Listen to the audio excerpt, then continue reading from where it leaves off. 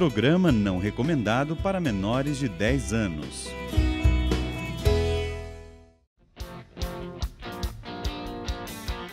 Boa noite! Boa noite, Canção Nova! Pega aí, chegando pra você. Vamos lá!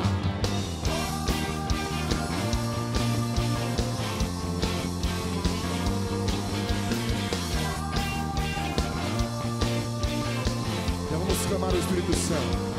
Quando o Espírito de Deus está aqui, eu sou livre. Quando o Espírito de Deus se move em mim, eu sou livre. De novo. Quando o Espírito de Deus está aqui, eu sou livre. Quando o Espírito de Deus se move em mim, eu sou livre. Digamos juntos. Tu és bem-vindo aqui, este lugar é teu, visita as nossas almas. Poder do alto vem, aviva os corações, traz liberdade a todos nós. Ei! Vem comigo, vai! Vem!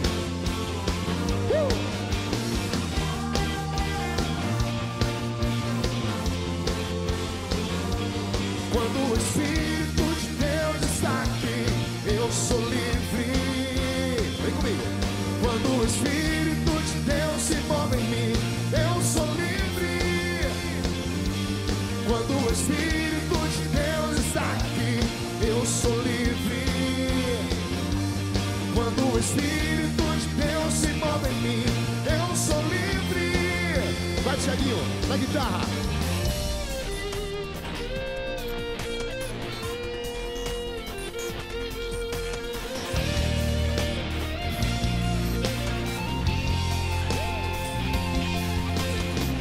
Tu és bem-vindo aqui, este lugar é teu, visita as nossas almas. Poder do alto vem, aviva os corações, traz liberdade a todos nós. Na sua casa, calma aí, vai. Quando o Espírito de Deus está aqui, eu sou livre. Quando o Espírito de Deus se move em mim, eu sou livre. Quando o Espírito de Deus está aqui, eu sou livre. Aleluia. Quando o Espírito de Deus se move em mim, eu sou livre. Boa noite. Pega aí, começando nessa noite de terça-feira, última terça-feira do mês de agosto, mês vocacional. Estamos juntos aqui e eu, Emanuel Stênio, tenho a alegria de estar com vocês nessa terça-feira. Boa noite, Ministério de Música Canção Nova, Julie, Tiago, Tiago e nosso querido Nato, Tiaguinho e Tiago Pontes. Boa noite, padre, sua bênção. Boa noite, Emanuel, Deus abençoe. E aí, que alegria, né? Como é que foi a missão, muitas missões juntos. Inclusive, se Deus quiser, estaremos juntos ano que vem. Vamos. Numa peregrinação. Isso, Terra Santa, Egito e, quem sabe, Jordânia. O caminho do Êxodo. Isso mesmo. A experiência da libertação do povo do Egito até chegar à Terra Prometida. Uma peregrinação comigo, o padre Edilberto, acho que lá para o mês de setembro, outubro do ano que vem, né? É, mais ou menos setembro, já vai se programando aí. Vai ser um retiro mesmo, né? Vamos Exatamente. fazer um retiro. Vamos caminhar, de fato, com a palavra de Deus, contemplando a palavra de Êxodo, o Decálogo. Vamos ver lá as palavras de Deus. Quer saber como fazer isso? Entra lá na obra de Maria, 12-3186-2055 é o telefone, 12-3186-2055, e segue lá, Peregrinações, Obra de Maria, Canção Nova, vamos estar juntos, tá bom? Padrinho, isso aí, vamos juntos. Hoje tem uma noite especial, né? Como sempre, né? O Opa. testemunho sempre impacta Isso. a vida das pessoas. Isso, o nosso convidado, Emanuel, vem de uma família de 11 irmãos. Uau. Né? Teve uma infância bem sofrida, ainda muito cedo teve que assumir responsabilidades, o que fez com que ele se rebelasse na adolescência, né? Mas tem um fato aí na história com sua mãe entregou ele a Deus e ele disse que isso foi fundamental, né? Ele vai contar aí na história todos esses fatos, inclusive este. Vem para cá, meu irmão. Vem para cá. Adriano, senta conosco.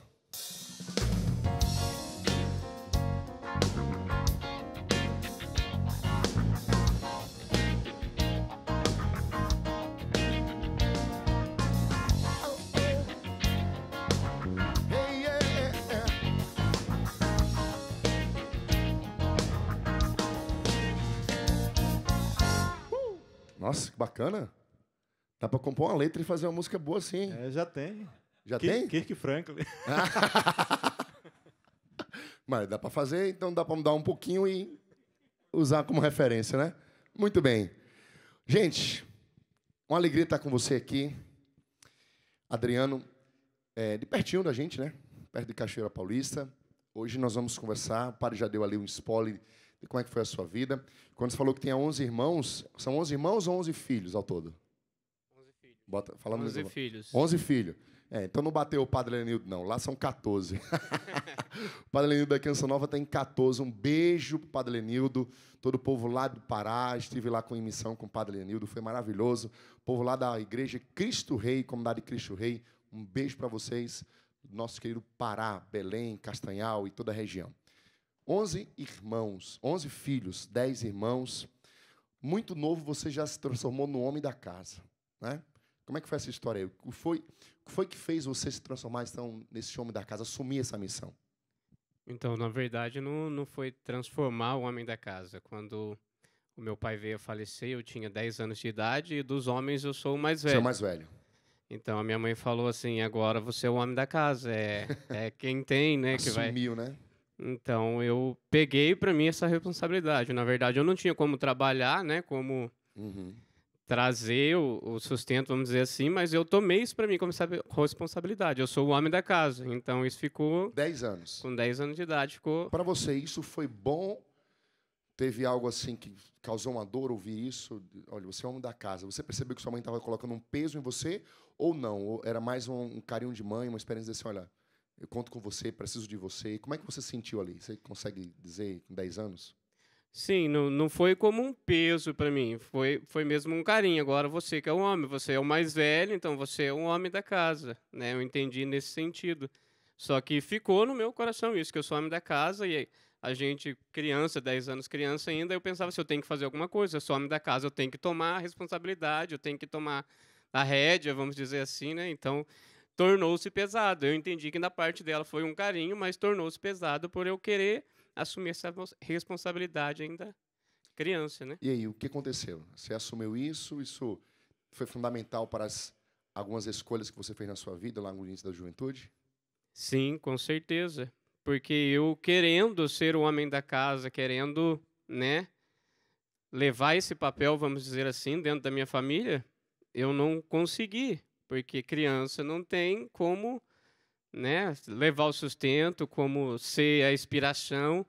Então, isso me frustrou bastante, porque eu pensava assim, eu tenho que ser. A minha mãe disse que eu sou homem da casa, eu tenho que ser. E eu não conseguindo, então eu fiquei bem frustrado com isso, né? Eu não conseguia me relacionar com as pessoas, porque eu me fechei totalmente, né? Eu me prendi dentro de mim. Então, vamos lá, frustração, fechamento, né? Isso... 10, 11, 12 anos. Isso. Né? Até que, em quantos anos você buscou, talvez, sanar essa ferida causada, repito aqui, eu digo, fiz questão de perguntar, porque certamente eu entendo isso, eu sou do Nordeste, muitas vezes a gente já ouviu histórias desse tipo, não é um peso que a mãe coloca, né? Mas é como se fosse um carinho mesmo, só que a gente, criança, não entende, né? A gente não tem maturidade para compreender. Mas aquilo ali, aquele ato, de certa maneira, causou um vácuo que você buscou preencher com outras coisas. Em quantos anos começou, então, essa angústia de frustração, de esse fechamento? Como é que você viveu viveu essas situações? Então, ela já começou, né, inicialmente. Assim, eu não fui para os vícios já, né, mas... como eu disse, eu me fechei. Na escola, por exemplo, eu não respondia nem chamada, porque eu tinha vergonha, eu me fechei dentro de mim. Né? As professoras faziam brincadeira, e por a gente ser bastante pobre até, né? Então a gente ia, por exemplo, eu sou o mais velho dos homens, mas somos em 11 irmãos. Então, a roupa vai passando de um para o outro, só que acima de mim era só mulher. Então, eu cheguei na escola com blusa de mulher, né? Então, isso também já... eles davam risada da gente, então já era um motivo a mais para você se fechar, né? Então, eu não falava, eu não brincava, né? Eu era bem fechado. Eu lembro que no primeiro ano já da escola, a professora colocou meu apelido de Coelhinho, porque na hora que ela fazia a chamada, eu escondia debaixo da carteira. O coelho entrou na toca. Né? Então, ficou mesmo, né? Porque você pega uma responsabilidade e a gente, que é homem, já pequeno, mas é homem, a gente quer assumir aquilo. Eu sou homem agora, eu tenho que fazer. E aí você não consegue, você se volta, porque não tem o que você fazer. Se esconde, né? Isso. Você veja, gente, nós estamos aqui diante de uma situação... Estamos começando o testemunho, Adriano, né? Mas quantas centenas, milhares de pessoas viveram situações parecidas com essas? São situações pequenas. É um problema pequeno que depois se torna um grande problema, né? São pequenos cortes que fazem uma grande ferida. Então, até que um dia, já vou devido ao nosso tempo hoje, entrou a bebida na tua vida aí. Sim. Quando foi que entrou a bebida, esse vício, e quais foram as consequências desse gesto para você? Então, eu comecei a beber nos meus 13 para 14 anos. Só que foi radicalmente, né? A mudança da água para o vinho, vamos dizer assim, usar esse termo. Porque as pessoas bebem hoje, e os meus amigos bebem, meus irmãos ainda bebem, né? Mas eles bebem, você pega para beber, por exemplo, uma garrafinha, uma latinha, você fica ali meia hora bebendo. E eu não conseguia, porque eu achava que se é para beber, eu vou beber. Então, eu pegava uma garrafa, eu bebia, eu ia bebendo, eu não tinha controle mesmo. Então, ficava bem, bem ruim, né? Com 13, 14 anos. Com 13, 14 anos. Né? Foi aumentando isso. Teve pessoas que te incentivaram a fazer isso? O que foi que te levou a tomar essa atitude? O que te levou a buscar a bebida, né, para sanar, de certa maneira, esse receio? Você percebe que a bebida... você disse que várias vezes que se fechou, que uma das piores situações que você vê foi esse fechamento. Você acha que a bebida foi um refúgio para você tentar se abrir? Sim, sim, porque quando eu bebia, você tinha coragem, né? A bebida, ela entrou por um amigo meu, né? A gente era Natal, eu me recordo muito bem que era Natal, e naquela época misturava álcool no Guaraná, né? E a gente bebeu aquela primeira vez e eu vi que dava coragem, né? Eu que não falava, eu que não interagia, aí eu bebi, eu comecei a falar com todo mundo, eu, né, sorria, brincava, então eu achei que aquilo era um refúgio para mim. Se isso me deixa tomar atitude, ter coragem, eu vou fazer mais vezes porque eu quero ter, né? Porque eu cresci daí sem ter um papel de homem, vamos dizer assim, dentro de casa, um espelho, né? Então eu me fechava. Se eu queria, por exemplo, eu olhava uma menina, dava interesse em namorar, mas eu não sabia como chegar. Então eu não ficava nem perto dela porque eu tinha vontade, mas eu não sabia como. Eu né, tinha medo, tinha vergonha. Então, quando eu comecei a beber, eu percebi que eu tinha coragem, né? É como se eu bebesse, eu era outra pessoa, né? Eu conseguia colocar para fora aquilo que estava fechado dentro de mim. Então, comecei desse jeito e foi só piorando. E aí o vício veio, você se entregou ali e buscou na bebida sanar as situações. Olha, eu conheço centenas de pessoas que talvez vivem isso. Muitas pessoas, né, por trás de alguém no alcoólatra tem uma história muito dolorida, né? Tem alguém que precisa ser amado, tem um vazio a ser preenchido. Antes do nosso intervalo aqui, uma última pergunta. Com toda essa realidade de pecado que você viveu, sua mãe foi quem te ajudou a voltar para Deus. Como é que foi esse processo? Calma aí. Dá tempo? Depois? Então pronto. Depois. Como é que foi esse processo da mãe que chega, né, que te ajuda a voltar para Deus, encontra libertação? Daqui a pouquinho, gente, passa muito rápido. É isso mesmo? Ah, é? Tem que dar um intervalo agora? Ah, então vamos dar um intervalo. Sara esta nação. Nós vemos um país, infelizmente, tomado por situações como essa. Pessoas que, infelizmente, buscam na bebida, nas drogas, saciar a sede que só Jesus pode saciar. Por isso nós queremos pedir assim: Pai, vem sarar esta nação. Pai, vem libertar esta nação de todo mal. Confiamos no teu poder, Pai. Levanta um povo adorador, Pai. Aviva os nossos corações com teu amor, tua força e unção. Vamos juntos, Padre. Nossa nação precisa reconhecer.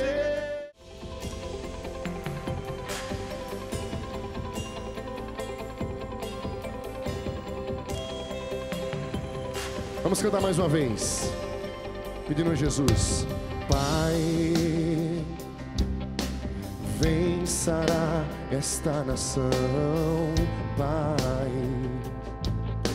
Vem libertar esta nação de todo mal. Confiamos no teu poder, Padre. Pai, levanta o povo adorador. Pai, levanta um povo adorador, Pai.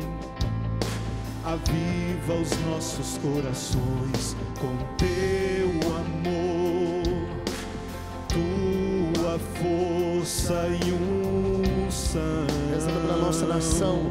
Nós dizemos: nossa nação precisa reconhecer que tu és o único Deus. Estabelece o teu reino aqui. Ousamos pedir, manda o teu Espírito. Peçamos, manda o teu Espírito, vem nesse lugar, declaramos: Jesus é o Senhor. Sara o teu povo, queima os corações, declaramos: Jesus é o Senhor da nossa nação.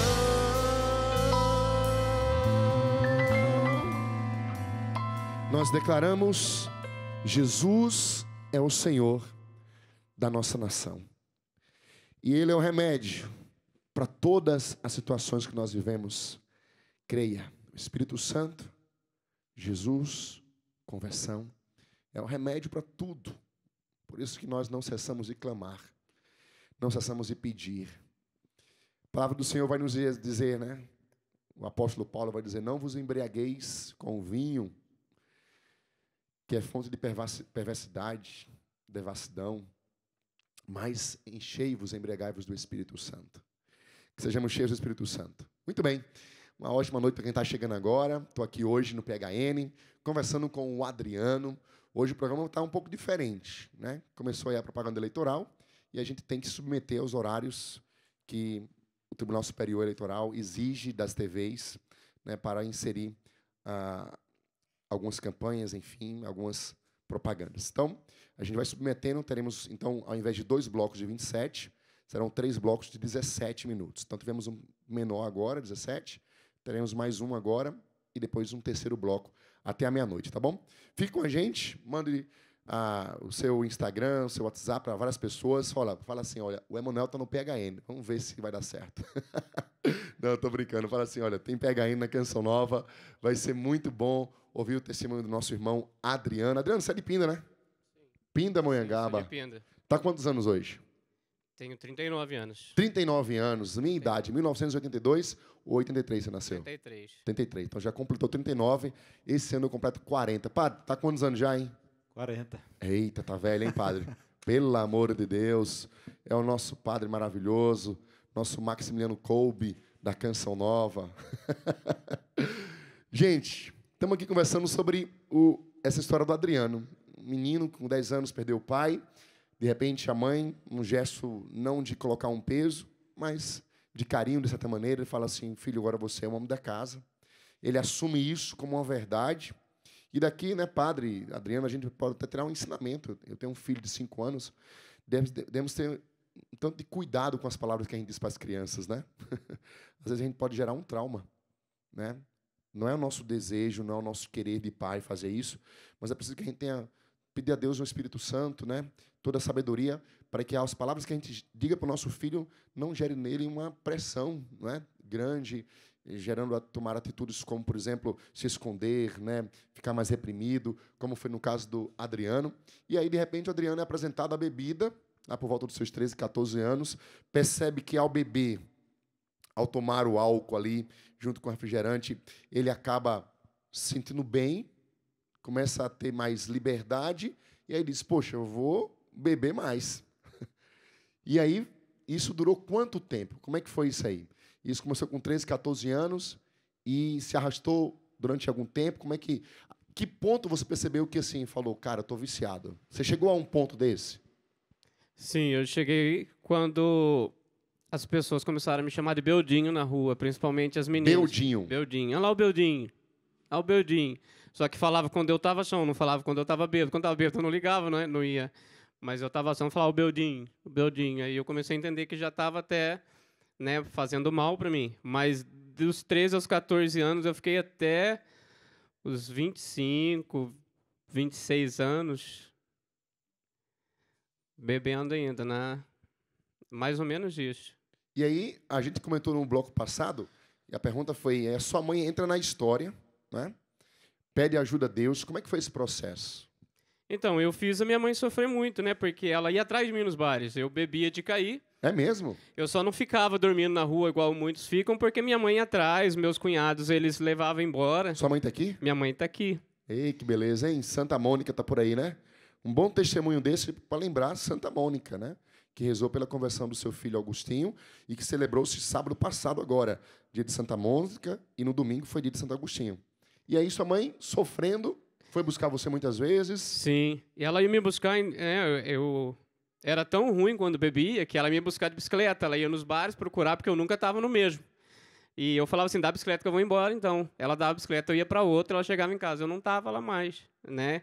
Então ela voltava, ela ficava até as madrugadas, né? Deixava os menores em casa, que eu sou o quarto, então o resto é tudo mais novo que eu. Ela deixava os pequenos em casa e ia atrás de mim.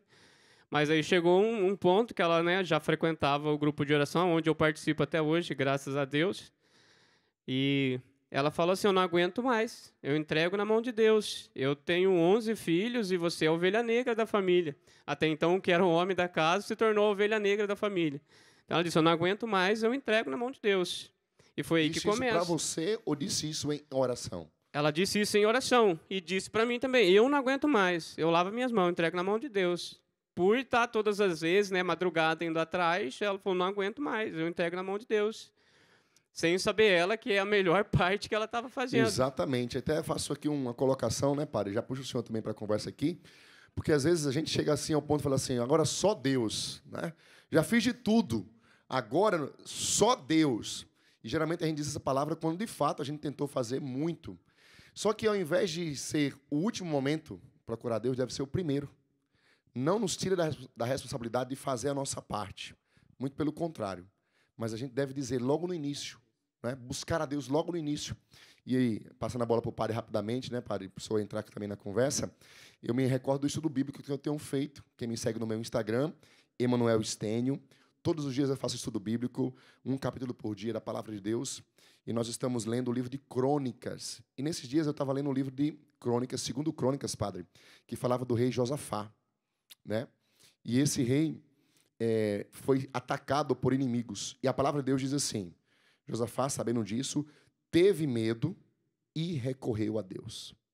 Buscou o amparo em Deus. Então, naquela hora, Deus falou comigo, isso que eu acabei de comentar com vocês. O medo vem, as dificuldades vêm. Qual é a primeira coisa que tem que fazer? Entregar nas mãos de Deus, né? Então, a mãe dele, que está ali embaixo, depois a gente vai mostrar, tentar mostrar, está no escurinho ali, fez isso. E aí, padre? Entregar na mão de Deus, né? A maioria dos impossíveis que nós pedimos para Deus poderia ter se tornado possível se lá no início, como você mesmo falou, né, Manuel? Se no início, quando pintou o início do problema, se já tentasse buscar a força de Deus, porque o Senhor disse que não vem tentação, provação, sem que Ele já nos deu toda a força necessária para vencer, seja a tentação, sejam as provações, os problemas. Então, se nós percebêssemos no início, e já com a força que Deus nos dá, já buscássemos vencer o problema, não precisávamos estar atrás do impossível, desesperados, né? Mas assim, o que a mãe entregou foi a melhor coisa, né? Entregar nas mãos de Deus. Claro que no momento já estava no vício, né? Mas nós sabemos que Deus é o Deus do impossível, né? É verdade, padre. É verdade. Então você, na tua casa aí, faça essa experiência. Toda a tua situação entregue a Deus. Entrega a tua vida, entrega o teu coração, os teus problemas, as tuas dores, os teus medos, porque não há lugar melhor. Tem até uma música antiga do Eugênio Jorge que diz: Senhor, aqui estou, outra vez prostrado aos teus pés, para entregar-te toda a minha vida, o que tenho e o que sou. Coloco em tuas mãos, porque não há lugar melhor para mim. Não há lugar melhor do que nas mãos de Deus. Sua mãe fez muito bem entregar você a Deus. E aí? Depois que ela fez essa oração, ela continuou indo no grupo de oração, e você foi até os 20, 23, 24 anos, quase 10 anos ou mais nessa vida, uma vida intensa. Você disse que bebia mesmo de cair, né? Você sentiu que chegou no fundo do poço? Sim, eu senti que Com eu quantos cheguei anos, em qual do situação? poço. Então, foi depois que eu saí do quartel, é mais ou menos essa faixa, os 23, 24, 5 anos mesmo, por ouvir, né, na rua o comentário das pessoas, do Beldinho. Até então, né, eu não tinha me deparado com isso, de perceber o quanto estava sendo ruim para mim, o quanto eu estava prejudicando minha mãe, né, minha família, até eu começar a ver as pessoas mesmo de fora falar, né, as pessoas de fora tá apontando o dedo e falando: olha lá, o Beldinho tá vindo, olha lá. E eu não me recordava do outro dia que tinha acontecido, mas eles tinham visto, então eles já apontavam: olha lá o Beldinho, olha lá. Era ele que estava ontem, era ele que estava gritando, ele que estava fazendo isso. Graças a Deus, mesmo bêbado, eu nunca fui de brigar, de ficar brigando para a rua. Mas, né, como eu disse, eu me soltava, né? Eu perdia a vergonha, então eu falava com todo mundo, eu queria dar conselho para todo mundo, só que bêbado, né? Então eu percebi que eu tinha chegado mesmo no fundo do poço. Uma outra mulher entrou na tua vida também, além da tua mãe, que foi fundamental, a tua esposa. Sim. Ela entrou em qual fase dessa vida aí? Qual foi o rumo que vocês decidiram tomar depois que ela entrou na vida de você? Então, justamente foi quando a gente começou a buscar a Deus, né? A minha mãe, o interessante é que ela me convidou para ir para esse grupo de oração, e ela fez, né, tipo, montou a casinha, como falam. Ela disse para uma serva que era para orar para mim. E eu nem ia no grupo de oração, eu fui, só que eu aceitei a oração. Ela está até aqui hoje, graças a Deus, essa serva também. Né, eu tenho a graça de ter ela até hoje caminhando com a gente no mesmo grupo de oração. E ela orou para mim, mas ela orando, ela já falou assim no momento: nossa, isso aqui tem um chamado muito grande para Deus. E Deus coloca no meu coração que Ele vai trazer muitas almas para o Senhor. Eu me recordo que ela chamou o coordenador do grupo naquela época e falou: olha, o Senhor fala no meu coração, ele tem que vir para Deus. E no meu coração, no meu pensamento, eu logo falava: essa mulher está louca, eu que dou desgosto para minha mãe, sou ovelha negra da família, vou trazer almas para Deus. Né? Mas ela falou: não sei o que. Eu lembro que ela chamou o coordenador na época e falou para ele. Ele falou assim: não, então vamos trabalhar ele, né? Vamos levar para fazer um seminário, a gente faz um discipulado. Você queria ir para o grupo de oração naquele dia, não? Não queria ir para o grupo de oração. E foi por quê? Eu fui pelo pedido da minha mãe. Pelo carinho, porque Isso. por mais que você estivesse ali na bebida, né, você tinha um respeito pela sua mãe. Sim. Então, eu posso dizer o seguinte, hein, padre? Filho que ama a mãe, insiste, leva o teu filho. Leva o teu filho, já esquematiza com a serva do grupo para fazer uma oração sobre ele também. É isso, é desse jeito. Preparar o cenário todo, Exatamente. né? Ali preparar o ambiente, né? Nós precisamos ser esses que preparam o ambiente, seja dos familiares, dos amigos, para o encontro pessoal, né? Antes de entrar aqui, até voltar na tua esposa aqui, rapidamente, é uma coisa que eu falo muito, viu, padre Adriano? A gente tem, meus irmãos do ministério aí também, a gente tem terceirizado muita coisa hoje. Terceirizado a educação dos filhos, terceirizado o trabalho e terceirizado até a nossa vida de oração. Então a gente fala assim, reza pelo meu filho que está na droga, reza pelo não sei o quê, reza pelo meu casamento. Mas muitas vezes a gente não reza, a gente não se sacrifica, a gente não leva para o grupo de oração, para a missa, para alguém abençoar. Então eu acho que é preciso que você tenha coragem de fazer como a mãe, né, do Adriano fez. Levou a um grupo de oração e ele, por amor a ela, foi, e naquela ida foi o suficiente para Deus fazer algo na tua vida. Veio, então, o batismo no Espírito Santo naquele grupo de oração? Sim. Foi o início de tudo na sua caminhada? Você já estava namorando naquela época, não? Não, então, a gente estava ficando, vamos dizer assim. É interessante que até a minha vergonha, a minha timidez, eu falo isso, ela não gosta muito que fala, mas é ela que pediu para namorar, porque eu tinha vergonha. A gente casou, ela pedindo para casar, porque eu tinha vergonha. Só que interessante que ela falou assim, olha, se não for para namorar, eu não quero mais. Tem que namorar. Se não for para casar, não... Não quero mais. Aí eu me recordo que eu falei assim, então tá bom, a gente vai namorar, né? Porque eu tinha tido um relacionamento antes do casamento. Eu tenho uma filha de 18 anos, que é fora do relacionamento, bem antes, né? Justamente nesse tempo de bebedeira. Ela até mora com a gente, graças a Deus. Vamos falar. Mas aí eu fiz esse propósito para ela. A gente vai namorar então, só que a gente vai namorar na igreja. A gente vai continuar aí no grupo de oração que a minha mãe falou. E, você que disse isso? Sim. E ela concordou comigo, tudo. A gente começou, só que a gente só participava do grupo. A gente ia de terça-feira, final de semana, a gente ia para balada de novo. Então, de certa maneira, ela foi uma companhia também de balada. Sim. Até certo ponto. Sim. Mas você falou, olha, eu vou no grupo de oração. E aí continuava indo na terça-feira no grupo de oração. E ela, até que vocês casaram quando? E qual foi o propósito dentro disso? Então, dentro desse grupo de oração, né, esse chamado da irmã ficou no meu coração. Ele vai trazer almas para Deus. Então, isso se incomodava. Quando eu estava ação, eu lembrava disso. Isso ficou gravado. Uau. Né? E lá tinha, assim, nessa época, o discipulado. Agora deu uma parada. Mas muitas pessoas de Moreira vieram pelo discipulado. E a gente tinha sido convidado, desde quando a minha mãe me levou para o grupo de oração, a gente nunca aceitou. Aí, uma vez, chamaram a gente fazer num bairro distante do nosso. E a gente aceitou o convite para ir de bicicleta, né? Na época ninguém tinha carro, a gente de bicicleta foi. E aí eu comecei a perceber que era verdade aquilo que ela tinha falado. Né? Era um tempo de chuva, discipulado, e quando dava a hora do discipulado, a chuva parava. Era o tempo de a gente chegar onde estava acontecendo o discipulado, a chuva voltava de novo. Aí dava o tempo de ir embora, a chuva parava. Era como se Deus tirasse para a gente ir embora. Né? A gente pegava a Dutra, esse bairro a gente tem que pegar a Dutra, pegava a Dutra, os carros vinham, jogava vento, água. Mas, graças a Deus, a chuva não impedia a gente de ir. Então, ali eu já comecei a perceber a ação de Deus e entender que era mesmo um propósito de Deus, né, tudo isso. Até que teve o dia da cura, e antes de começar-se a cura, a gente sabe, né, a gente conhece como que é esses retiros. Antes de começar a oração, a gente chegou, a gente tinha brigado nesse dia, e eu me recordo que veio uma serva e falou assim, ó, eu sei que não é a hora ainda, mas Deus manda dizer que tem um casal aqui que veio disposto a se separar nessa noite. E era nós. E ela falou assim, Deus fala, não é a hora, não se separa. Aí na hora eu olhei para ela já chorando, e eu chorando, a gente se abraçou, pegou nas mãos e nunca mais, né? Glória a Deus, meu Deus, que maravilha.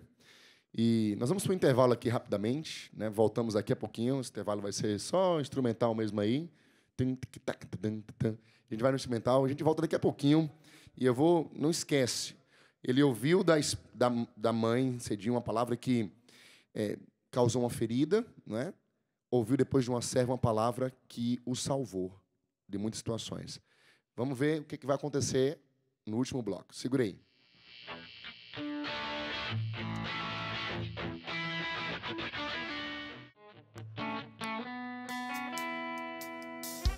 Tempo que eu não paro um pouco para pensar em tudo que eu vivi. Já nem me lembro quando entrei nesse jogo de brincar de ser feliz. Em meio a tantos desafios da vida, da verdadeira vida eu me afastei. Olhei no espelho e falei pra mim mesmo, estou cansado de errar. Quero te abraçar de novo, quero procurar o que eu perdi. Vou te aceitar de novo como dono de mim.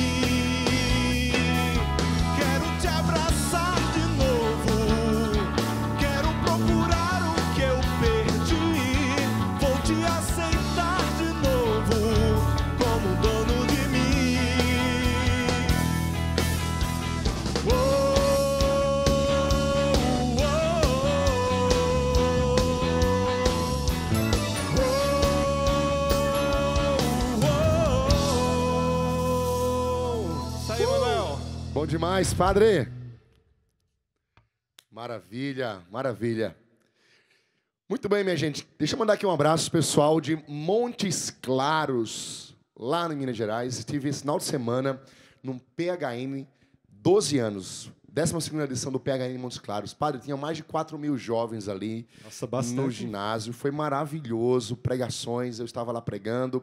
Fiz 2 pregações, a primeira e a última. Giramos a camiseta também. Teve show do Missionário de Shalom, show da Fraternidade João Paulo II, show meu no domingo para terminar o encontro. Tivemos adoração, missa, também pregação do Oscar Locão, lá de São Paulo. Já esteve no PHN algumas vezes. Então, um beijo muito grande, pessoal de Montes Claros. Parabéns pelo evento. É bonito ver a juventude realizando esse evento PHN. Quero convidar você a interagir conosco no Instagram, PHN_oficial. PHN_oficial. Tira uma foto onde você está agora aí, diz de onde você está nos acompanhando e manda para a gente repostar também, @PHN_oficial. E no meu Instagram também, @EmanuelStênio, @EmanuelStênio com S mudo, tá? STENO. E também o Padre Edilberto Carvalho. Padre Edilberto Carvalho. Adriano, também tem Instagram? Não, né? Vamos fazer um Instagram pro Adriano aí, hein? Tem que fazer um Instagram pro Adriano aí. O cara é pregador, né? Precisa testemunhar mais pessoas. Então vai lá, me segue. Quem não segue ainda, Emanuel Stênio e também o Padre Edilberto Carvalho. Um abraço, pessoal, também de Mariporã. Segunda-feira estive lá. Um beijo no coração. Ontem, né? No grupo de oração. Foi uma grande bênção.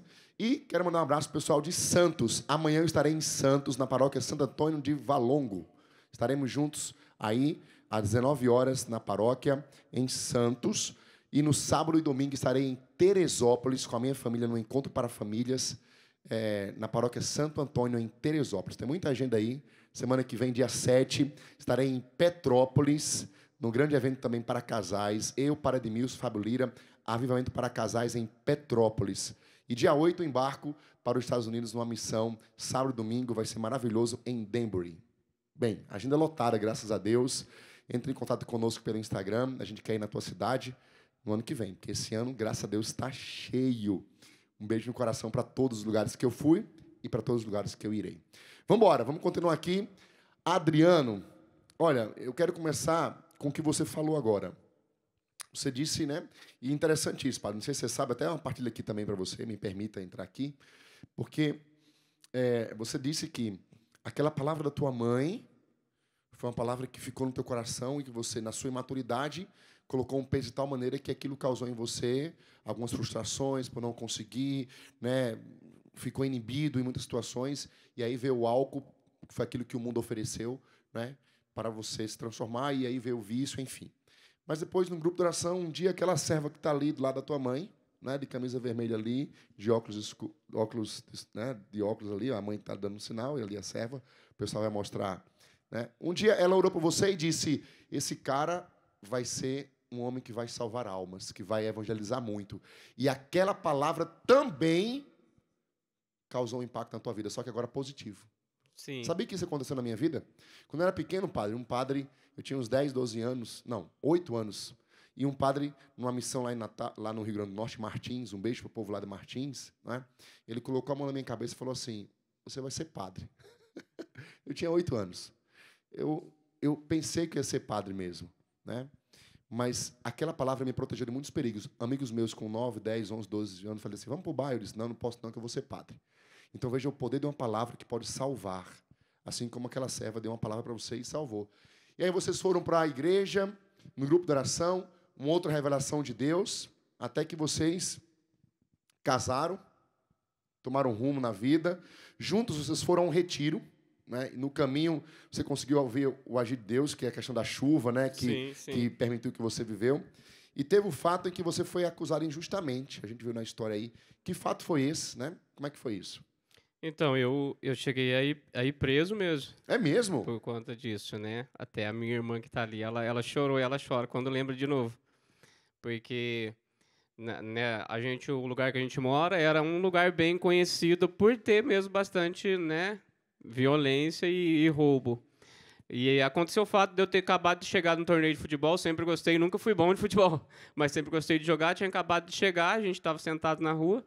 E passou um rapaz correndo, e logo em seguida veio o segurança do estabelecimento atrás dele, e passou pela gente. Só que o rapaz veio, entrou na casa e sumiu. Ele veio, ele passou pela gente, olhou, passou, olhou de novo, e foi embora. Depois ele voltou com a polícia, né?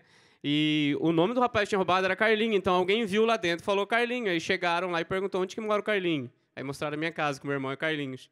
Só que o Carlinho não estava lá. E eu estava, ele já tinha me visto, porque ele passou ali 3 vezes. Aí falou, olha, eu acho que é ele, falando com o policial. Aí o policial falou, olha, ele está achando que é você. Eu falei, mas é impossível. Eu acabei de chegar, eu estava no torneio, tem ficha lá, descrição, tem tudo. Né? O policial falou assim, não, mas entra aqui na viatura, então, vou levar você lá. Né? Você está falando que não é você, a gente leva você lá para a mulher reconhecer. Só que na hora veio um estalo também na minha mente. Eu falei, só vou se a minha mãe for comigo. Não, entra aí vocês dois e vamos. Chegou na porta do estabelecimento, ela falou para mim, tira um pouquinho o boné, que eu uso boné até hoje. Eu tirei o boné e falei, ele mesmo, pode levar. Na hora, algemaram, né? Ele jogou lá dentro da viatura. E nessa hora eu dei graças a Deus por ter falado, só vou com a minha mãe. Porque no meu pensamento, se eles me trouxeram até aqui e ela falou que é eu, agora eles iam me bater, porque eu falei que não era eu. Né? E chega aqui, ela fala, é ele mesmo, pode levar. Então, eles iam me bater. Graças a Deus que vim com minha mãe. Aí me algemaram, levaram, ficou na delegacia. A gente ficou, se não me engano, umas 3, 4 horas eu algemado, antes de chamar, né, o delegado, tudo. E eu me recordo que os policiais eles comemoravam um flagrante hoje que a gente teve. Era um domingo, né? E eles falavam, era um flagrante que a gente teve. Só que aí também eu começo a perceber o quanto é maravilhoso você ser uma pessoa do bem. Porque num domingo, aquela delegacia... Você já estava limpo, você sim, já estava sim. na igreja, já estava... Não, eu não estava na igreja nessa época ainda. Né? Mas eu já, como eu disse, eu nunca fui uma pessoa de briga, né? Sim, sim. Por exemplo, se a gente saía, o pessoal queria catar goiaba na casa do vizinho, por exemplo, eu não entrava, eu comia goiaba depois, mas eu não entrava. Se ia no canavial pegar cana, eu chupava a cana depois, mas entrar eu não entrava, entendeu? Aí, dentro da delegacia, num domingo, começou a encher de gente. Ao meu favor, eu falava assim, não, esse menino não. Porque se ele não pega nem goiaba do vizinho, como que ele roubou alguma coisa? Essa mulher aí tá louca. Né? E o segurança começou a ficar com medo, porque daí chegava aqueles que é mais fortinho, né, amigo, e ficava perto dele, sim, né? Aí ele foi ficando com medo, a mulher também falou, olha, realmente, eu não tenho tanta certeza, mas foi ele, sim. Aí o delegado, percebendo isso, chamou nós dois na sala e falou assim, olha, você tem certeza que é ele? Porque ele está falando que não. Aí chegou em minha época, eu estava com 2 semanas registrada a carteira, 2 semanas. Você trabalha? Sim. Você é registrado? Sim. Quanto que você ganha? 405 na época eu ganhava. E tinham roubado R$400 do caixa dela. Daí ele falou assim, ele ganha mais do que foi roubado, você acha que ele tinha coragem de pegar? Ela falou assim, olha, eu não tenho certeza, mas para mim foi ele. Então eu fiquei respondendo o processo, tudo, isso, o processo correu, só que quando a gente ia, ela não ia, nem ninguém do estabelecimento que, né, tinha nos acusado. Até foi um fato curioso que o delegado pediu para eu processar ela. Porque falou, a vergonha que você passou, tudo isso, se eu fosse você, processava ela. Só que no meu coração, alguma coisa falava que não. Não, ainda pensei assim, o que ela vai me oferecer? Eu não posso processar o estabelecimento, que não foi ele que me acusou. Né? Foi ela. Então, o processo tinha que ser contra ela. E não processei. Depois, nesse mesmo retiro que eu fiz, né, eu comecei a trabalhar nele depois, e certo dia a gente estava fazendo numa casa. E me chamaram para testemunhar. E eu dando esse testemunho, uma senhora começou a chorar lá dentro da casa, mas chorar desesperada. E a pessoa, a manifestação, chamaram os intercessores para orar, que a manifestação, ela parou e falou assim, olha, eu não estou chorando por causa disso, foi eu que acusei ele aquele dia lá. Uau. Foi eu que acusei ele. E eu não conhecia mais ela, né? Já estava mais velha, não conhecia. E ela me conheceu. Eu estou chorando porque foi eu que acusei ele. Eu não tive nem coragem de depois das audiências, porque eu sei que não foi ele, mas foi eu. Ele podia ter me processado e hoje ele está aqui para falar de Deus. Então Glória eu percebo a Deus. que Deus ele já tem um plano na nossa vida, né? Desde o início. A gente que não compreende. Eu tenho certeza que até quando eu bebia, Deus já estava ali me livrando, Ele já estava ali me sustentando, né? Muitas coisas podiam ter acontecido como a gente vê que acontece hoje, mas Deus ele já me protegia. Então, né? Esse fato deu também para a gente mais certeza ainda de que Deus é por nós e Ele já nos protegia desde o início, né? Deus é por nós, em toda situação. Não nos desampara, não nos deixa. Adriana, para concluir aqui, o tempo foi muito rápido, você vai ter que voltar depois, que fomos todos pegos de surpresa, né? Mas, e hoje, Adriano? Rapidamente, 1 minutinho, como é que você persevera no seu dia? Ali sua esposa, filhos, sua mãe, né, irmã, cunhados, amigos, trabalho simples, um trabalhador, pregador, coordenador da pregação. Como é que você persevera? Como é que você vive? O que é que você tem que falar para esse povo que está aí? Pessoas que talvez precisam de uma sua palavra, seu testemunho está edificando. Graças a Deus, hoje eu posso afirmar que eu sou feliz. Né? A gente sofreu, eu disse, como família. A gente já chegou a dormir 6 crianças numa cama de casal, para vocês terem uma ideia. Mas esse sofrimento, ele nos uniu. E quando a gente veio para Deus, ele nos uniu também em Deus. Né? A gente começou a buscar junto e isso nos uniu de uma tal forma. Né? Eu até me emociono de falar isso, que a gente vê tanta família hoje sendo destruída e a nossa família ela é tão unida, sabe? Hoje, quando a gente começou a conversão, nesses retiros, a família foi inteira. Nós somos em 11 irmãos e 8 desses irmãos caminhavam junto no mesmo grupo de oração, né? E foi tendo filho, foi parando. Hoje só eu. E aqui eu quero dizer, hoje eu sou o homem da casa. Porque o homem que busca Deus dentro da minha casa foi eu que Amém. fiquei. Né? Então, hoje eu estou sendo aquele homem da casa que a minha mãe falou. Só que esse sofrimento que a gente passou nos uniu muito. Então, a gente tem que prestar atenção, eu queria dizer, né, para quem está assistindo, nos detalhes que Deus mostra. Nas pequenas coisas que Ele usa para nos fortalecer. Eu me recordo que a minha primeira pregação foi 2 Coríntios 12:10. Quando estou fraco, então é que sou forte. Porque nos momentos mais difíceis, Deus entra com a misericórdia e nos dá força.